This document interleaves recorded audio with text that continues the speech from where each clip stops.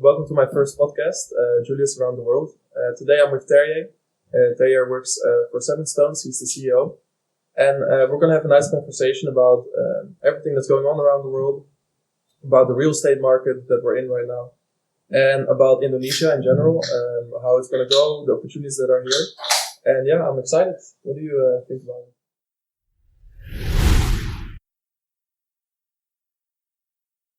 Thank you. I'm excited too, and good to be with you. Yeah, I really like it. So to make a start with the current situation, what do you think about what's going on right now? With the world, I think it's a bit of a messy situation these days. Obviously, we've had 2 years with COVID, and different types of restrictions all over the world. Some countries have been more relaxed. Some countries have been really restricted. Yeah, and I think one of the impact we see from that is that a lot of the European countries and the US, developing countries, obviously issued a lot of different financial packages, which pushed a lot of money into the system. The stimulus checks and stimulus checks and so on, yeah. And now we're kind of seeing a massive impact of that with inflations and interest rates and so on going up. In addition to that, logistics is still a struggle because a lot of that stopped up, planes, ships, and so on. And then obviously the ongoing conflict with Ukraine and Russia. So it's a bit true. The stimulus checks is something that happened in the US. I think a lot of people know from the Federal Reserve, but it also happened in Indonesia. The government did issue also a different stimulus here, but not to a scale that we saw in European countries and the US. Much smaller scale. And I think, Indonesia traditionally is a strong economy. Domestically, it leans a lot into its strong agriculture and so on. So the necessity of packages in the same way as we saw back in Europe and the US probably hasn't been necessary either, except maybe for Bali, about tourism. Because it's a lot about agriculture here, like the impact of Corona. It hasn't been the same as in, for example, the Western world. I think Indonesia. We've seen that in crisis before too, financial crisis, acts of terror, whatever that has been going on. But traditionally, Indonesia leans into its agriculture. People lean back to their traditions, and that way can go through times like this in a much better way than the Western world.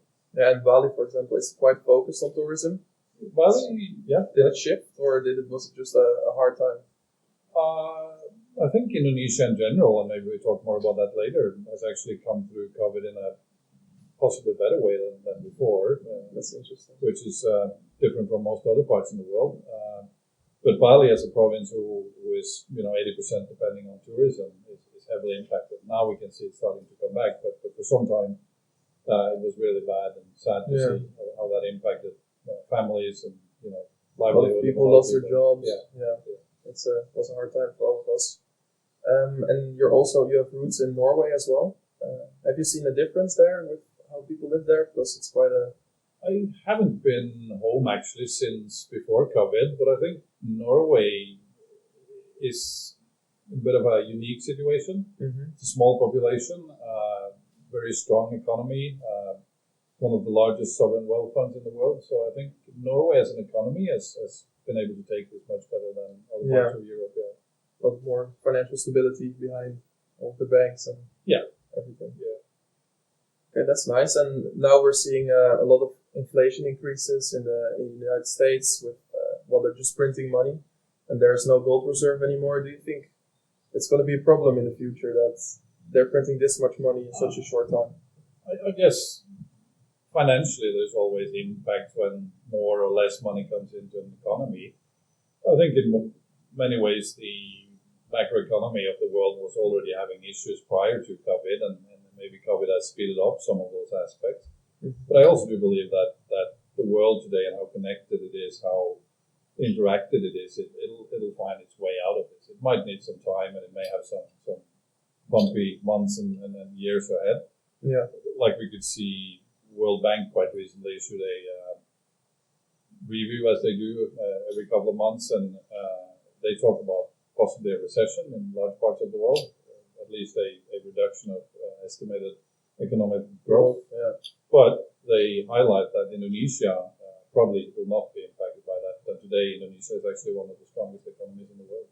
And yeah, we're gonna talk more about why Indonesia is so strong then. But yeah, like obviously the markets right now, they're all down. People are kind of scared. We're in a place where, well, with the crypto market has been down a lot. The stock market has been down. Is it already the signs of a recession? Because we're not in the 3 month of down period yet. I don't know personally. Yeah. I don't think it'll be a massive impact. There will be impacts, and I think crypto for me too is something I do not understand much about, and was never any engagement personally into it. And I kind of always thought it would be a bit of a flop. Eventually, it'll find its way when it gets regulated and sort of has a stronger, not regulation, but measured up against something. Country's economy, yeah, I think that Europe, US is over leveraged and difficult for them to grow, and I think that leads to aspects like the sort of way that we measure economical growth, and this aspect is something that needs to change for the better for the world. So that is also something that you see now that big investors and big funds in Europe and US, they're looking this way to Asia because there's a much higher potential for growth in any shape or form down this way. Actual production, actual things are being made. It's not natural resources, yes, high young populations, and so on. So it's all the right things from an economic growth perspective.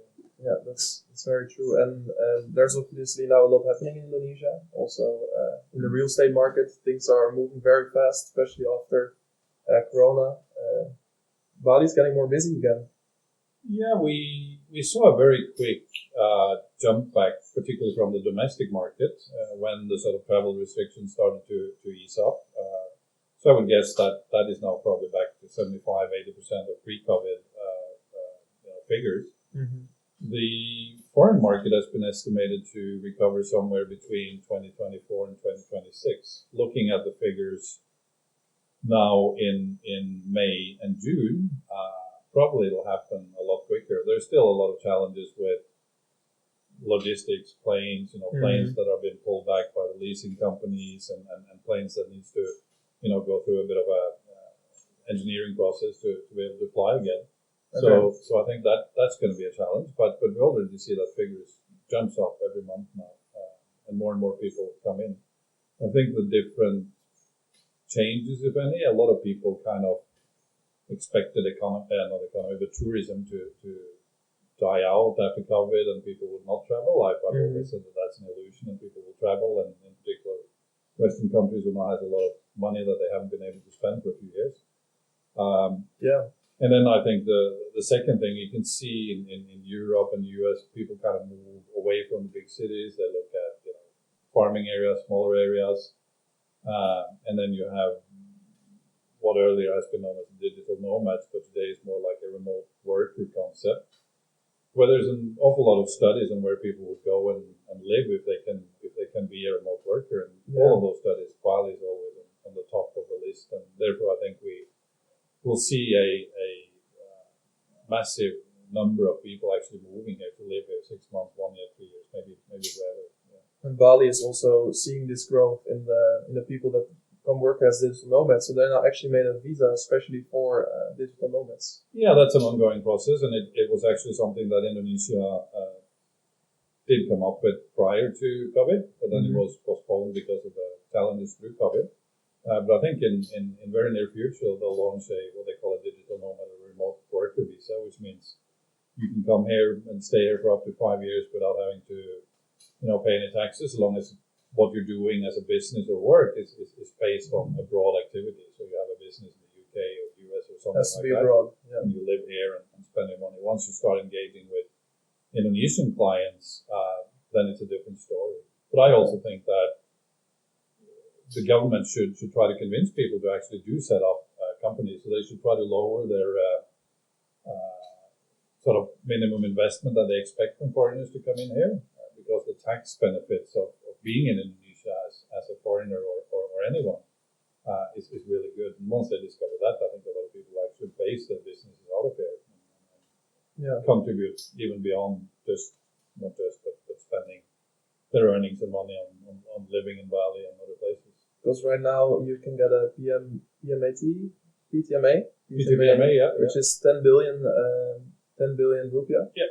And it's around $600,000 that you need to have before you can invest here, which is quite a big step for people if they want to invest in the real estate market here.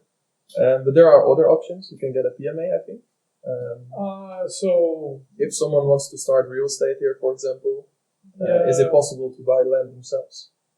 Yeah, there's a few options. A PTPMA is, as you say, it has quite a high platform in terms of minimum investments. There's different ways of going around that. So sometimes people join together in holding companies, and therefore they can buy less expensive units or less investments.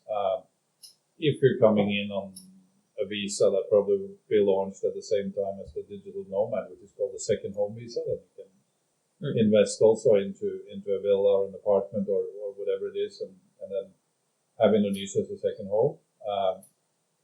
Buying land as a private person and property, you can, but obviously it will have some challenges in how you commercialize that. So I always recommend to any client to talk to some of the different agencies, including us, and figure out what the best way is to work with the system, to still be able to have an entity to hold your assets in, so you have a clear legal standing. Yeah, because the Indonesian government doesn't make it too easy to get in here with all the legal agreements that they have. I guess yes and no. I think Indonesia in the past has been known to be a bit tricky, and that's one of the reasons why we've not seen a lot of changes in bureaucracy in particular. So there's something now called the Omnibus Law, which is almost like a revolution for the bureaucracy and how much more easier it is today to set up a company and do investments in Indonesia. Because this law is specifically focused on building a company, or so the Omnibus Law, when you look into it, is more towards how it'll enhance and ease up on investments, not necessarily just FDI, but also TDI, so domestic investments, and to encourage entrepreneurship, because I think the Indonesian government realizes that the absorption of big factories and big companies coming in, it is not going to be enough. They need entrepreneurship. They need a lot of activity among the Indonesian people too. So if you look at what they call UMKM, or small, medium, and micro-sized companies, it's actually 60% of Indonesia's economy.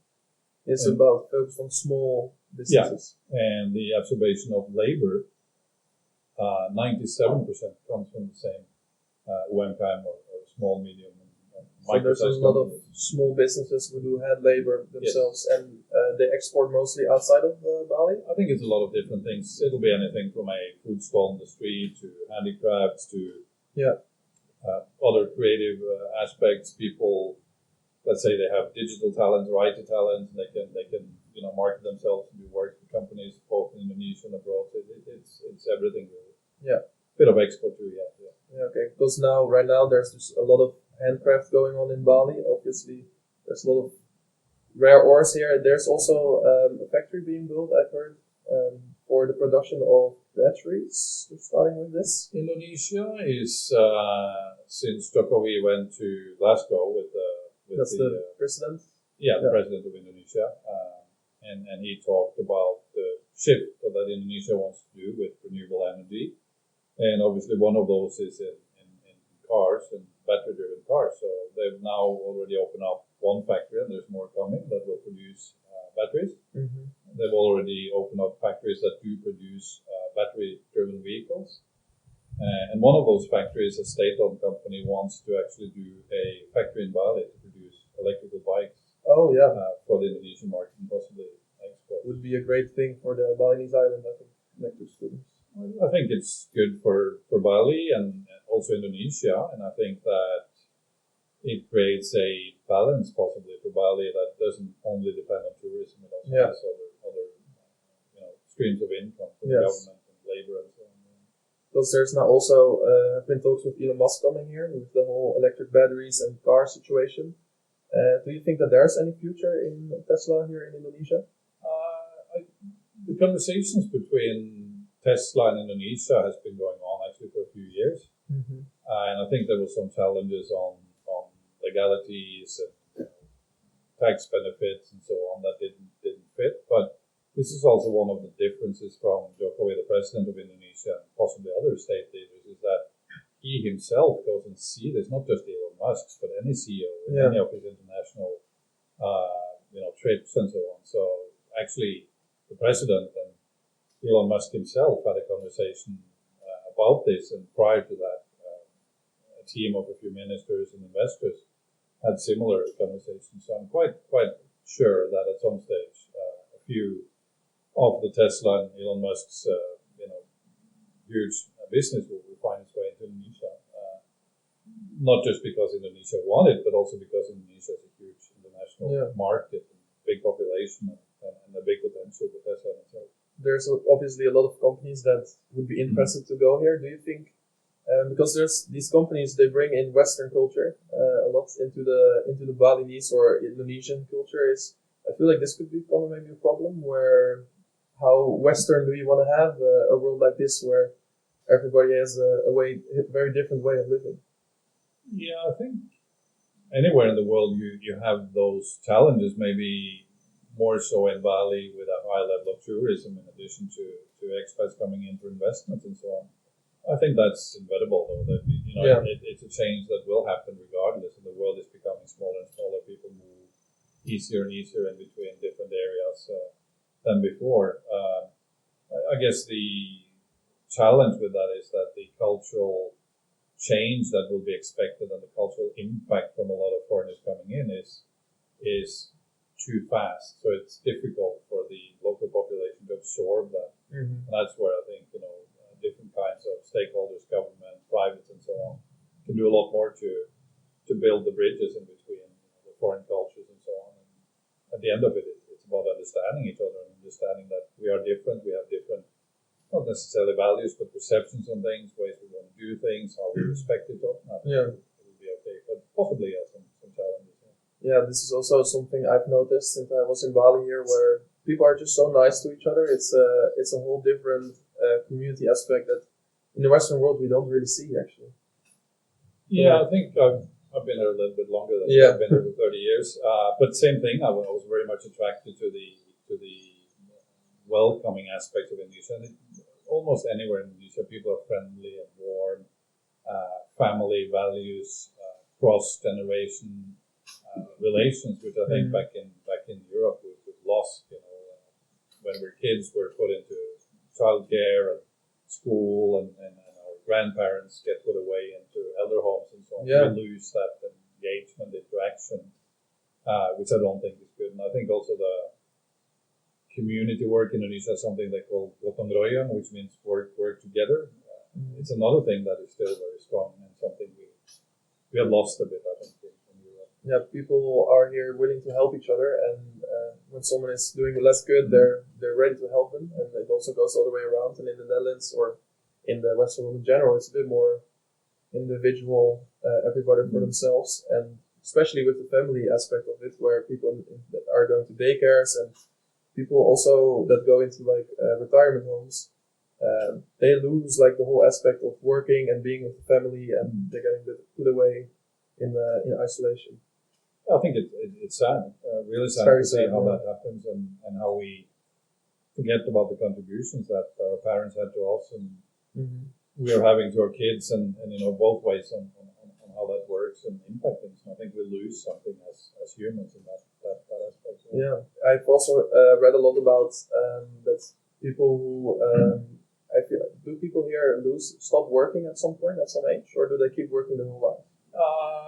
I guess when you look at traditional villages to an area where we are now, people will keep on working as long as they're fit. And you could see this in other parts of Bali and Indonesia too, that as long as they're in their traditional way of life, then they would keep on working until they're 70, 80, sometimes up in their 90s. Yeah. Today, a lot of Indonesians retire, whether it's private or government work or government officials and civil servants. 55 seems to be a retirement age, and it's a bit too early. And I think they get into a mindset of they haven't sort of been in a traditional way of life. A lot of issues around food, health benefits or opportunities. So you see that the not morbidity rate, but the age of when people have health issues and need attention and possibly also seriously ill and passes away is happening a lot with younger people, or not necessarily old people. Yeah. But having said that, the government has recently launched what they call BPJS, which is a pension fund, security fund, and guarantees their entire population the right and access to healthcare. That's a nice change. Yeah. It's a Western change a bit too, maybe. But I've read before as well that here and also on other islands, people keep working because they have their passion in their work. They wake up with a happy mindset. And in the Netherlands, you see that people, they work and they do something that they love, for example, till they're 76. And then it's normal that you quit working, even though you love your job. So people quit their work and they get very bored. And I feel like once you are not waking up with the thing you like doing most, it's also when like diseases come more, you get more sick, you feel less good. Like this also, I feel like contributes to the fact that people get sick at that kind of age. Well, I think that's true. I think that people shouldn't change their life dramatically. I think it's both ways, that people do something they love and suddenly stop doing that. But there's also a lot of people who do things that they do not love, and they're forced into a way of life, education, career that isn't necessarily their passion. And then when they get to retirement, they kind of are going to start reading books, travel a bit, and the change is that it's a similar impact, I think. So, what do you think how people could get out of this life? Because I think there's a lot of people who are in the rat race of always working. They're in the Netherlands, for example, in the schools, we are building machines that can work for us, that like are in businesses, and there's no outlook on life on how you can explore yourself. We don't know anything about meditation. What's in Green School, for example, is something they do contribute a lot to. How can people like get out of this? Is there a way, you think? I think, again, humanity and waves of different industrial revolutions, technical revolutions, political systems, mindsets of what is right and wrong and what we should do, and what goes in kind of cycles and waves. And currently, I think we're into a bit of a valley, if that makes sense, where I think we've gone in a wrong direction for a long time. I think now there's more and more opportunities for people to do things that they want to do and that they're passionate about. What holds people back, I think, is courage to do it, because we've been conditioned to think in a certain way that, you should really focus on your education, get a job, fit into the system. So I think for me, looking back at my life and what I've done so far, it was actually conscious. I get a lot of people saying, "Oh, you're so lucky you live in Bali," and I kind of go like, "Yeah, I guess that's true," but that's been decisions. You look back at it, you actually make decisions and choices that will lead that way. Yeah. And there's obviously a lot of different ways on how you can find out that there's more to life than what you can choose, and things that could bring you to this is like maybe meditation or like reading books about mindset and stuff. What would you suggest for someone who's like kind of stuck in one pattern to change? I think we constantly have conversations with that in our own company, people around us, and so on. When it comes to mindsets, when it comes to be all you can be, and there's different ways of doing that. Some people find comfort and uplift in, like you said, meditation, different ways of finding themselves and so on. Reading is one of them. We like a lot, the books of Simon Sinek, Malcolm Gladwell, some of these writers that puts a lot of effort into it and has very clear structures of how you can do that. I think a lot of people try, but they don't try long enough. They don't try hard enough, and eventually then the fear catches up with them again. And they lose it and they go back into work. It's a risk where you have to step away from, which can be scary. And as with SevenStones, for example, we are also focusing quite a bit on the why we do things, and how we can help people also perhaps get in the same mindset when doing business. I think it's inwards and outwards with that. I think inwards in the company, we try to look for people who we can, that has what's the right word, vibe in them. You know, sometimes they're not aware of it, but you kind of get that through an interview process.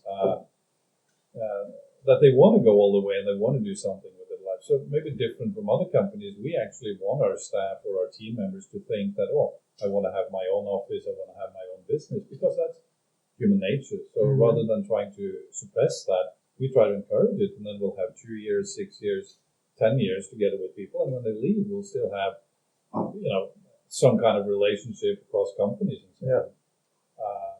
And I think outward, we sort of say partners in growth, and that we mean that. We want to make an impact towards our clients and sort of realizing the potential, the business, how can we support them in setup, legalities, you know, the boring stuff like accounting, taxes, and so on, so they can focus more on their talents and what it is that they want to do and sort of hold their hand through that in a sometimes, I wouldn't say scary, but a different market with different regulations and different cultures. Yeah, I think it's a great way how to help people. As an intern now at SevenStones, I can also feel that there's a lot of helping each other. There's no limits to what I can do. If I want to explore to something, I'm able to do that, which is really nice. And I think that's a great thing in business that we don't really see a lot in the real estate market here or in the Western world either. It's a lot about commission. I think in terms of interns, we do that regularly, and I think that we approach it a little bit differently in the sense that we don't necessarily say, oh, this is your job, go and do that. In addition to that, whatever you have to do to do your papers for the school, we kind of try to talk to people, what do you want to do? And sometimes people have a very clear vision on what they want to do, and if they don't, we try to sort of encourage that so they can have, in our view, a better experience and a better growth experience as a person. Yeah, I think this helps a lot of people here in Indonesia doing internships, which is really nice. If we go to another example, for example, in Indonesia, with SevenStones, there's a lot of real estate companies here now currently. A lot of competition from other people, and SevenStones is getting in here and it's doing a lot. It has been growing. We've been having multiple offices now. Is there a saturation point at some point where there's going to be too many realtors? Or I think already there's too many, not necessarily in terms of agencies, but everyone, in particular in Bali, probably also Jakarta, is a broker, and the government should do more to enforce regulations, because there is regulations and there's penalties for people if you're not a certified company or a certified real estate agent. Eventually, I think the market will find its way through that, and people will then see quality or agencies who has some good values to them. And in terms of companies, we sort of don't look at what is legal work we do or advisory or real estate. We don't look at other companies as competition. We think that they have different values than us, and there's a fit in between us where everyone can find their market share. I think when I look at the market today, I think that very few of them are changing in terms of technology, changing in terms of mindset, changing in terms of values. It's still a very much a little bit of a wild west, and we kind of call it commission breath agents. Just think of how they can close rather than providing a good value to client and build a reputation that way. It's sad that they're not changing really while the island is changing so much right now, because we're making a whole shift also with sustainability, for example, where Bali has seen a lot of changes in the market itself, but also in, for example, I heard from Andy that it's been a lot more growth before with all the plastics on the beaches and stuff. How have you seen these changes in Bali being a plastic island? Definitely, that's been a massive issue, and I think again that's what we talked about a little bit earlier about the cultural understanding of what plastic do. Like in the past, it's been a lot of natural garbage. You know, the Balinese will use a lot of leaves and other natural products that is easily, absorbed again by nature and disappears. But with plastic and the amount of people, that has become a massive issue. But we do see now that there is more and more local groups taking responsibility to do something with this. You know, you have Sungai Watch by Plastic, was young and talented kids that sees that this is wrong and made a massive impact to drive it also politically. And now you see the central government driving that, and you also have a lot of interest and knowledge coming from other countries. Like I'm from Norway, there's a lot of technology, there's a lot of movements to come into bigger economies and bigger countries with huge plastic problems. So there's a lot of ongoing activities, and I think we're getting close to a tipping point where these things will get out to the communities and the people, and the pollution around plastic and other aspects is going to be reduced.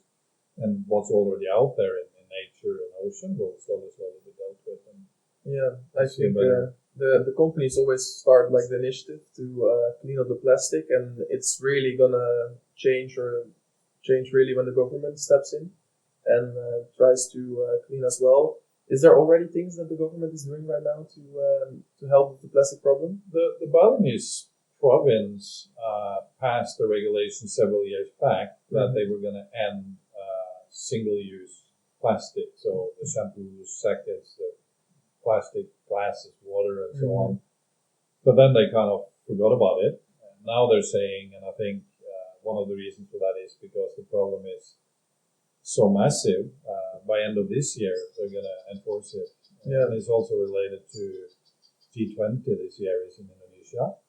That creates a situation where Indonesia is eager to show that they're doing the right things on anything around renewable, green, plastic waste management and so on. Could you explain what G20 is exactly? G20 is just the 20 largest economies in the world coming together every year, and they take turns on being the presidency of that organization. So they'll come in and talk about economical challenges like we talked about before, human rights challenges around that, pollution, obviously climate change and so on. So there's a lot of topics. And Indonesia took over from Italy November last year, and there already is actually quite a few meetings happening in Bali, but the main events will be around October, November this year.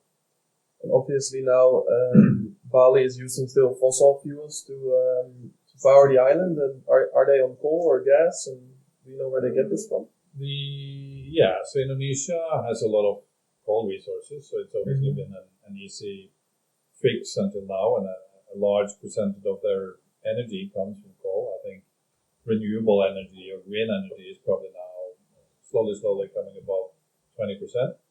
But again, there's been a massive commitment to explore alternative and renewable energies, in particular hydropower, solar panel, wind farms, even nuclear. But I think if they do think nuclear, they're probably more towards thorium, which is a fairly unknown way of nuclear power production, which is a lot less harmful than the traditional way of doing nuclear. They're also not able to make explosives like nuclear weapons. No. Correct. It cannot be weaponized at all.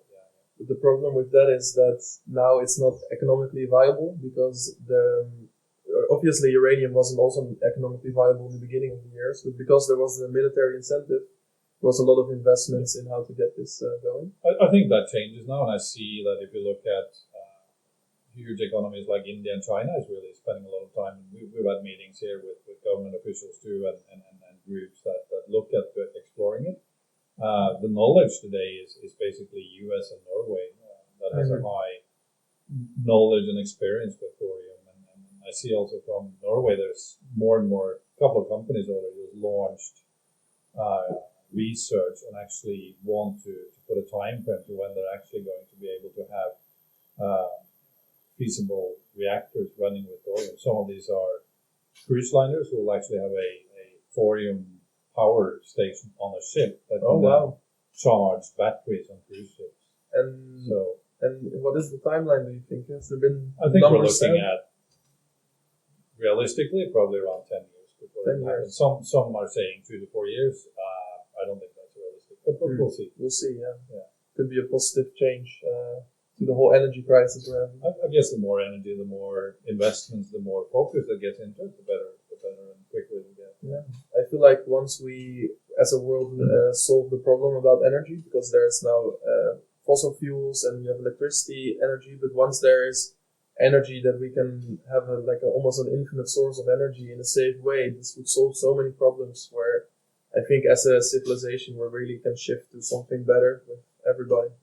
No, I agree. And I think that, again, the change is happening and it's changing quicker and quicker. I think somewhere there is a misfit in the sense that they've started decommissioning, coal, gas, oil, whatever, before they've actually been ready to implement other technologies. So that's created a situation where in some places there is actually a shortage of energy. Yeah. And that's what we see in particularly Europe now is astronomical. Especially with the Russia crisis, where we now have to we were taking gas from Russia, which became a problem because we don't want to take it from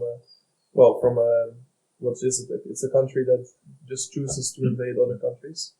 So yeah, we have a bit of a problem here now, but we're also all shifting to green energy, and hopefully thorium is something that can also help Europe in that sense. I think it's been good for Norway though, because Europe now is looking for gas and energy from Norway. Yeah, it's good for the Norwegian economy. That's nice. Thank you for watching, and see you at the next one. Party time! Very good, people.